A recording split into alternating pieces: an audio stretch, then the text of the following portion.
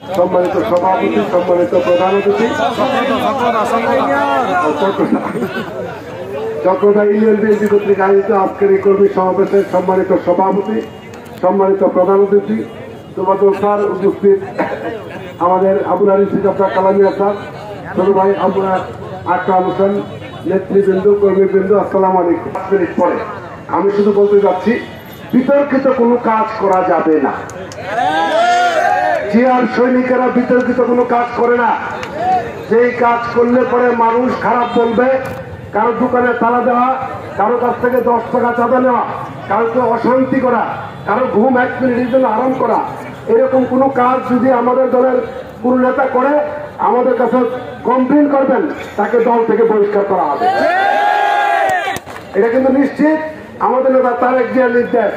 আর আজকে আরেকটা তথ্য দিয়ে যাই, আজকে কয়েকদিন পরে শারদীয় দুর্গা উৎসব। এই দুর্গা উৎসবকে সামনে রেখে ভারপ্রাপ্ত চেয়ারপারসন নতুন একটা স্লোগান চালু করেছে।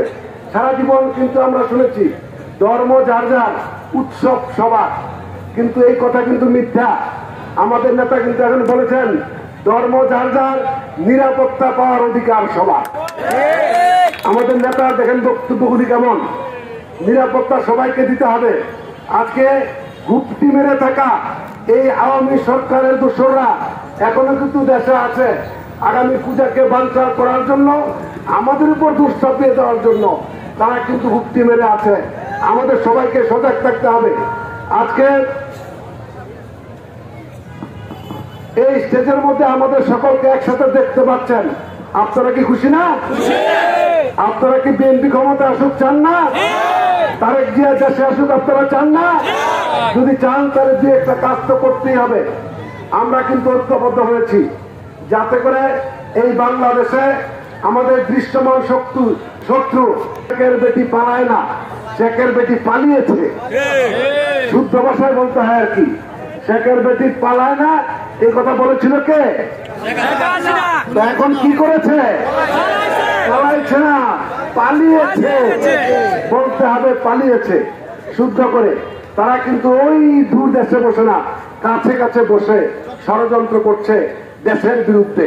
এই ষড়যন্ত্রকে আমরা হাত ভেঙে দিব ইনশাআল্লাহ। আজকে আমাদের কিন্তু মনে রাখতে হবে, আমাদের আন্দোলন কিন্তু শেষ হয় নাই। আমাদের আন্দোলনের 50% হয়েছে।